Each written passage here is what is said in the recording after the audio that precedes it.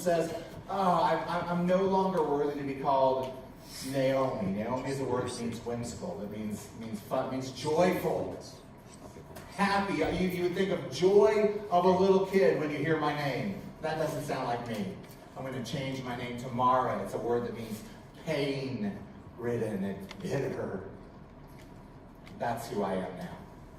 And so she's gathered just one more person who is an adopted member of her family, right? A daughter-in-law to a son that she's lost.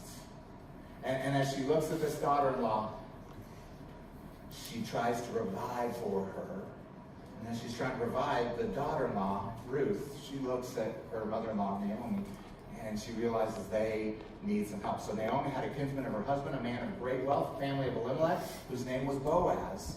And Ruth the Moabitess said to Naomi, please let me go to the field and glean among the ears of grain after one of those, one whose sight I may find favor. And she said, go, my daughter, because here's what just happened. Ruth now is taking over, trying to provide for the family of Naomi. Naomi is struggling. She's having a tough time.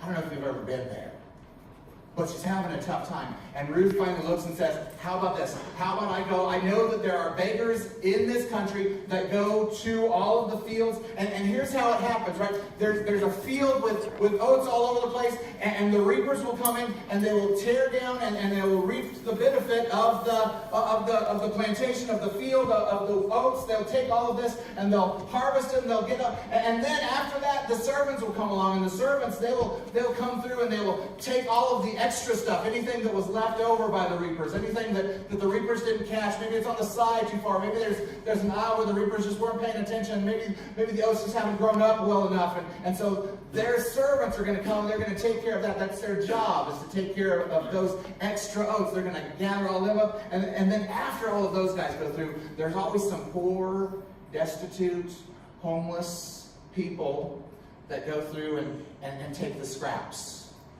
Anything that's left over, anything that's extra. And sometimes the fields are cleaned really well, and sometimes they're not. So we're going to reap the benefits of that. Ruth looks at Naomi and says, we're poor and homeless and a little bit destitute. Can I go take care of that extra stuff? And Naomi says, go. So she departed, and she went and she gleaned in the field after the reapers, and she came to the portion of the field belonging to Boaz. She made her way to her kinsman, who was of the family of Elimelech. Now behold, Boaz came from Bethlehem, and said to the reapers, may the Lord be with you, which I love. I love this section right here, because here's what Boaz is doing. Boaz is greeting people, his servants, in a way that honors them and honors God. May the Lord bless you. Hey, listen, the Lord is taking care of you. I want to bless you just with my greeting. I'm here from my home. I'm here to check on how the oats are doing, how the reaping is going. I'm here to check on you as my workers, but I want to honor you as well.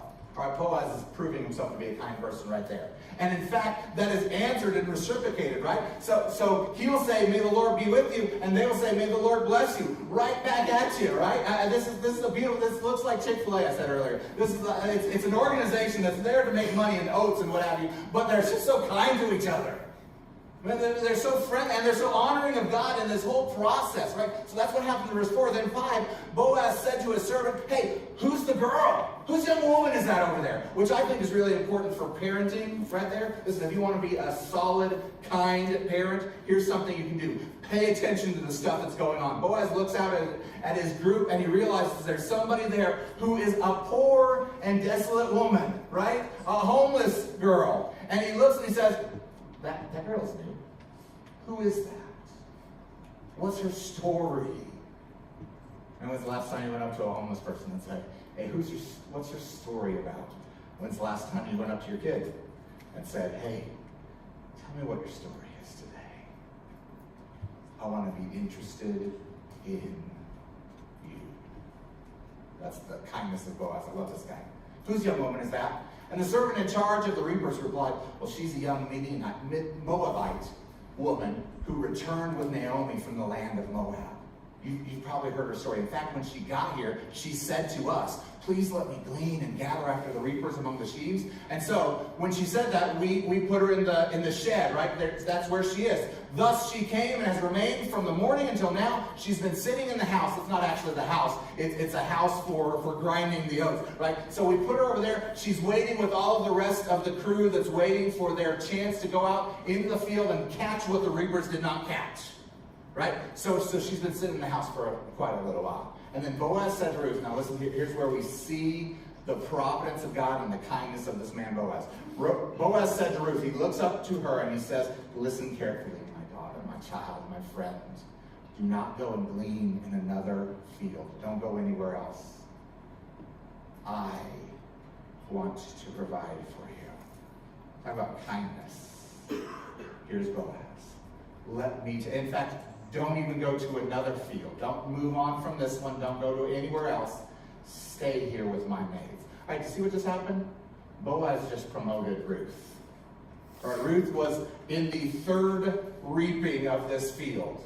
The reapers come through, the servants come through, the maids and the servants come through and catch any of the scraps, and then anything that's left over, here's where the poor are going to come in and take it. That's where Ruth was. And Boaz comes up to her and says, don't do that. Go out there with my servants. Go out there with my maids. In fact, not only that, but let your eyes be completely right here on this field. This is kindness. Let your eyes be on this field when they reap, which they reap, and go after them. Indeed, I have commanded all of my servants not to touch you. So there's a temptation.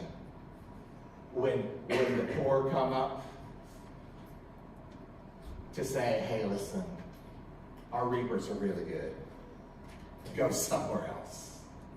There's a temptation to say, listen, there's not a place for you. You don't look like us. And in fact, you say you're a foreigner. And what that means in this place is that you do not necessarily have the same God that we have. You don't look like us. You don't sound like us. You don't worship like us. And so the temptation is for the people to say, you don't really necessarily belong here. Oh, may our church never be that way, right? May our church always be the exact opposite. May our families always be the exact opposite. That if we see somebody that does not look like us, let us grab them and say, hey, let me sit with you. You're the one that I want to eat dinner with. That's the assignment there. That's free. That's all free. Right? So when you're thirsty, go to the water jars and drink from what the servants draw. So in other words, don't bring your water bottle. Don't bring any Camelback tomorrow, right? But just when you come, when you're here, I want you drinking with my servants. I want you to go to the company store and get whatever you want. That's where you need to be. I want to take care of you, and I want to take care of you 100%.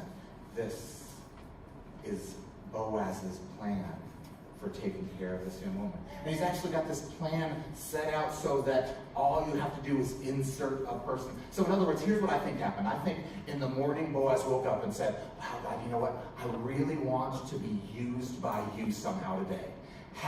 Would you please, Lord God, would you please send somebody my way so that when I see them, I will be able to say, look, we've got extra water, right? Because I always plan for that. So you have some of this water. And look, we've got extra oats. So I've planned for that. So you come and take that. You come and take something that you need. Have you planned for being kind to somebody? How do you plan for being kind to your wife, to your husband? How do you plan for being kind to your friends? How do you plan for being kind to your enemies? Would you open up your door and say, hey, it just so happens. I see you walking by. Try this sometime this week. I see you walking by, and look, here's the deal. You and I have never talked. And that's because your dog, I hate. Right? Or whatever. However you want to. Or maybe you're a cat person, or you don't drive a Jeep. However, whatever it is, right? Something along those lines. I see that. But I've got an extra steak on the grill. It's probably raining, so maybe we change that. I've got some extra spaghetti.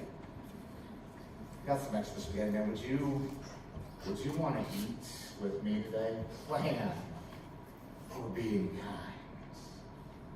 Make a plan for how you're going to be kind to somebody this week. I love that Boaz does this. Here's a fundamental thought.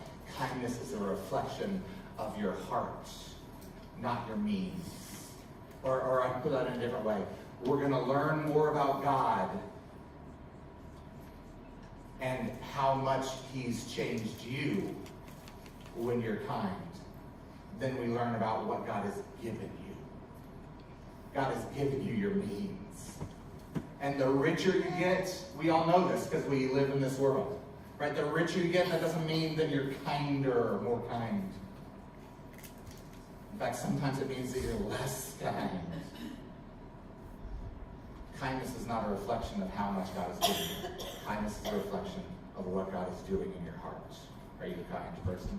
It gets us to our first question. Do you plan on being kind? Will you have a plan for being kind this week? And like I said, I mean, whenever your wife looks at you and says, "Why are you being so kind?" Try this. You can blame me if you want to. I like that. But you can also blame God for that. I'm just trying to do what God wants me to do. To be kind, you set up a system, you also do your research. In other words, you're going to know the person that you want to be kind to. Look at this, verse 10 and 11. Then she fell on her face, bowing to the ground, and she said to him, "Why have I found favor in your sight, that you should take notice of me, since I am a foreigner?" And again, that word foreigner doesn't mean that she's from another country. It means more that she doesn't share his God. And we know that. I'm here in the land of Israel, and everybody is following after God, it seems like. And I'm not. And so why would you be kind to me? I don't deserve that. We saw that same attitude with the woman at the well. You remember Jesus? He's walking around with his disciples. He sends his disciples off to go get some food. He sees this woman at the well, and he looks at her, and she looks at him as they're having a conversation. He says, "Why are you talking to me? You shouldn't be kind to me. You shouldn't be talking to me, right? If you're talking to me, you maybe don't understand. I'm a woman, you're a man. That doesn't happen. And also, I'm not from the same land. I'm a Samaritan. You're not, right? It just seems like you don't know what you're talking about. For that matter, I have a pretty checkered past. I don't deserve for you, teacher, to be kind to me. In fact, I haven't seen kindness from any teacher like you," she says to Jesus. And Jesus just walks over that. Now, I'm going to be kind because that is a reflection of who God is. I'm going to show you about who God is with my love for you. She fell on her face, bowing to the ground. She said, "Why have I found favor in your sight? Why would you be kind to me?" And Boaz replied to her, "All that you have done for your mother-in-law after the death of your husband has now been fully reported to me, and how you left your father and your mother and the land of your birth and came to a people that you did not previously know." That's exactly what Sandy was just saying just a second ago about her vacation time, right? It's the same thing. You have no idea. Now that you are here in this place, I want to make this your home. There's two things that are really compelling about that idea. Number one, it's found in verse 10. She fell on her face and she recognizes the fact that Boaz is being kind to her even though she doesn't necessarily deserve it. Here's one way that you can be kind as you look at and contemplate your wife, your husband, or whoever. One way that you can be kind is you have to ignore some things. And don't get me wrong, I am more stubborn than any of you, so I'm gonna hold to that here for a second.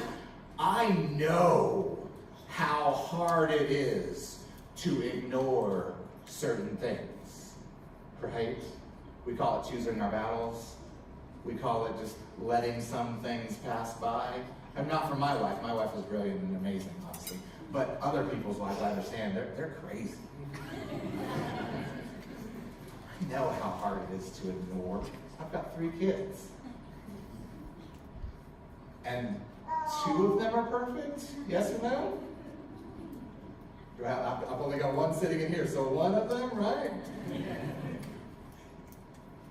Sometimes you have to ignore things. Ruth is amazed that Boaz can ignore the fact that she's a foreigner. His kindness speaks past her problems. But the second thing that I find amazing here is right here in verse 11. Boaz replied to her, "All that you have done for your mother-in-law after the death of your husband has been fully reported to me." So in other words, I know your story, child. I get it. I know you. I've heard what you did here, and I've heard what you did here. I've heard how you made a mistake, and I've heard how you were successful. I've heard the kindness that you gave to my kinswoman. I've heard how you've been kind there, and I've also heard how you've done this and who you are. I know you. Here's the truth, the fundamental truth. Kindness always grows honesty. And if you want your kids, for instance, to be honest with you, if you want your husband and wife to be honest with you, if you want your parents to be honest with you, you are kind to them. That kindness will grow that honesty. This is a picture of Jesus in Boaz right here. What Boaz is doing is he's loving this woman, even though he knows that she's a foreigner, even though he knows that she's done some good stuff. Right? He's seen the bad, he's seen the good, and he's going to love her no matter what. How amazing of a picture of God is that? That we, as well, would be able to come up to God and say, God, here's how bad I've been and here's how good I've been. In fact, all of the good stuff I've done, you would even call filthy rags, but still you are kind to me. Still you love me. Still you pursue me. Still you are amazing. My God. And that gets us to our second question. Where is your kindness really needed today? Like I said, I'll bet you know the answer to that. I'll bet that you can say right now, oh man, I've got this person who will not talk to me. Maybe they're in the room right now. If you want to really make it awkward, look at them real quickly. I just want to see you everywhere. Okay, so yeah, right. So maybe there's somebody even in the room right now that you would say, I know what's going on in their life. I don't like it. So there, I've got a good excuse for my reason not to be kind to them. Or maybe you'd say, man, my wife woke up this morning and she made me breakfast and the eggs were sunny side up, and you know what I like? I like fried eggs. How could she? I've got a good reason not to be. And you can laugh, but I'm the one that makes the eggs in the house, so it's all about me. I've got a good reason not to be kind. And can I just maybe make you think about that for just a second? Maybe that's when your wife needs you to be kind the most. How to be kind? You set up a system, you do your research, and then you be a place for God's work. I love the way that Boaz answers her. May the Lord reward your work and your wages be full from the Lord, the God of Israel, under whose wings you have come to seek refuge. In other words, what Boaz is saying is you've come into this place, right? Tell me this doesn't sound like church. You've come into this place and you've got some history and you've got some questions and you've got some wrestling matches, some struggles, you've got some worries. You come into this place actually as a poor, a destitute, a homeless woman. You've come in here with no claim to the kindness that I'm going to give you, but I'm still going to give you this kindness. You've come in here seeking refuge. Do you remember what Ruth said to Naomi? She said, let me go and reap in a place where I know that in order that I might find just a little bit of favor. Do you know that there are people in here even today, even here this morning, there are people in here that are here hoping that they would just find just a little bit of favor. Do you know that's why we come to church? That's why we come to your house? That's why we come to your family? Hoping that we can just find a little bit of kindness. Please. Don't talk about the fact that I'm a sinner. Please just tell me that there's a God who's willing to redeem me. Please. Just a smile. Just a meal. Just a prayer. Please be kind. And Boaz realizes that. Boaz, in fact, feels the weight of that. He says, you come to my place seeking refuge. So guess what you're going to get? You're going to get refuge. In verse 13, she said, I found favor in your sight. Here's how she begins to respond to him. I found favor in your sight, my Lord, for you have comforted me, and indeed have spoken kindly to your maidservant, though I am not like one of your maidservants. Though I'm different from everybody else you got, still you've treated me with more respect than I actually deserve. You've loved me more than I deserve to be loved. You've been more kind to me than I deserve. And guess what happens? I don't want to spoil it for you, but she's got a kid. And that kid has a kid. And that kid has a kid who's King David. Obed, Jesse, and David. And then David, he brings the people of God back to God. So who are you going to be kind to today that will bring the people of God back to God? Here's a fundamental truth. Your love is the beginning of God's work in someone. It's the beginning of God's work. The love that you display today is the beginning of God working in somebody's life. Who are you going to show love to? Gets us to our last question. Is your love a place where God can work? Is your love a place where God is going to work? How to be kind? You set up a system. First thing, you plan on loving somebody. You research who they are. You know them. And you forgive. And you cling to what is great. And you be a place where God can work. Those three questions one more time. Do you plan on being kind? Where is your kindness needed? And then finally, is your love a place where God is going to work? I want to challenge you today. I want to challenge you to be kind to one person that needs your kindness today. Let's start a revival in this place. Let's in fact be so kind that it would make the other people around us wonder, what on earth has gotten into us? How kind do we have to be as a church? How much full of grace do we have to be as a family to make the people around us wonder why we're so different?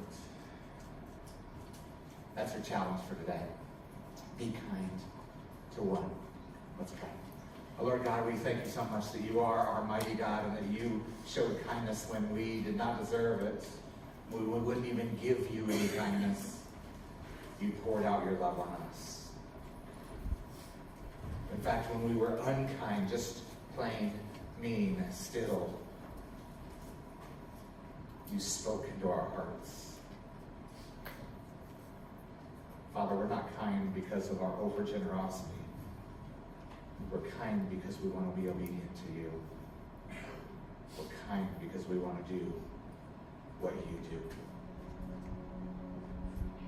Because we know when we do what you do, the people come back to life. So that's what you've done for all of us. You've brought us back to life. And we are a people that are just grateful for that, God. Thank you for loving us like you do. Right now, I pray that you would instigate in us your heart and change us all over again. We love you, Lord. We know you love us. It's in your name we pray. Amen. So there's what I'm going to ask you to do. I'm going to ask you to stand as we sing over you. I'm just going to ask you to do one of two things. First of all, if you don't know the kindness of God, if you haven't experienced the kindness of God, if you're sitting here saying, man, Tree is talking about this kindness, but I can't relate. If that's you, let's come on up here in just a little bit when we sing. Let's talk about how you can experience that kindness for the first time maybe, and it is worth it. It has changed my life. And look around the room, and it's changed a lot of us. If you don't know what that feels like, I want you to. I want you to walk in that. So let's talk about that. The other thing, if you do know that kindness, I want you to just take a little bit of time here and pray for the person that God is sending you in kindness to. Pray that your kindness, pray that same prayer that Boaz prayed. God, send somebody my way so that I can display your love. Not my love, not my generosity, just who you are. And we pray that right. We always sing right now. Let's hear from God together. Let's sing. Let's pray.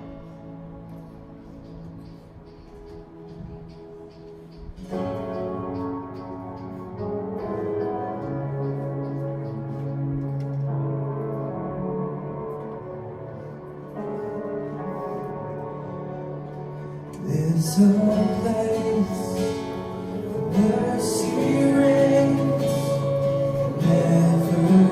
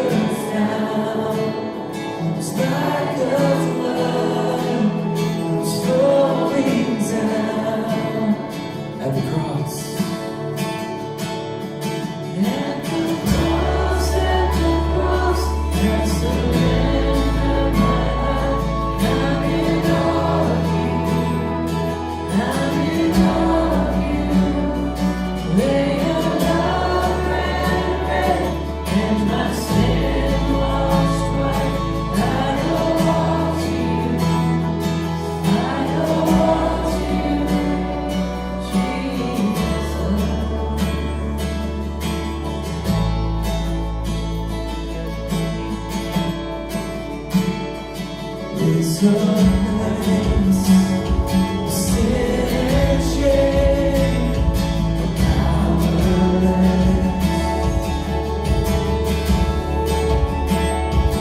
In my heart, there's peace with God and forgiveness.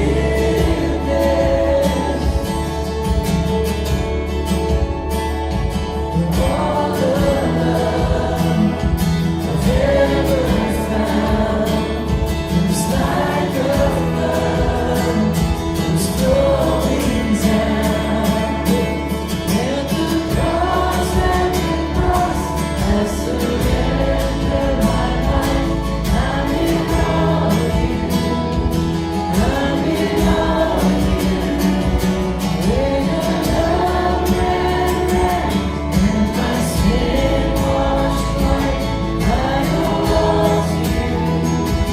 I owe all to you. Always gonna give here. My hope is found here. On holy ground here. I bow down. Here I bow down. Here, arms open wide. Here, you save my life. Here I bow. Here I bow. At the cross, I surrender my life. I'm in all of you. I'm in all of you. May your blood ran red and my sin washed white. I owe all to you. I owe all to you.